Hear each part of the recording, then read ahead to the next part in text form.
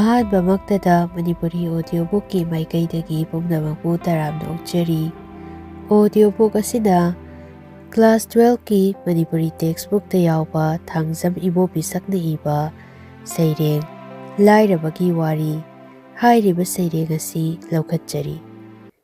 Seireng asida kabina Lairabagi punsidi awabagi masakni haibasi utli makhoigi wari awa anana pikthalli mapa mapu minai oiduna migi mikha ponduna haurei haujiksu lairabagi phibam phagatpa leite marisu hongde amaromda kabina haujiki matamda huranba lamhenba niba heitrabadi hingba ngamoi haibasi machekna yeiduna karemnaba oina phongdoi.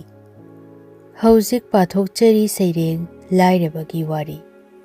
Lairabagi Wari di asini Lairaba magi mapa pokpa mabudhau migi minai oiki. Lairaba magi mapa migi sega tangduni hingki. Koina chattuna nomagi chara tanki. Nangbana pattatuna wana mapunchi longki.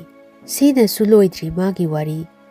Lairaba mahak masasu ahongba leite, awonba leite, awonba leite, ahongba leite. Tumba machet chaba machet hingi kuron huna. Lairabana haidoi irai laida. Haujikpo ina kari wagadi sibu hena waningai leitrabada. Lairabagi machasi aidi ngai, lairabagi khanbada aidi nokningi. Kidaba ngamde aidi.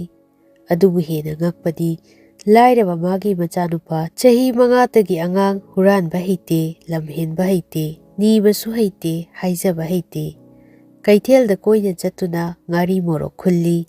Mapana noktuna tammi lekaida aigi ichadi pangdabani.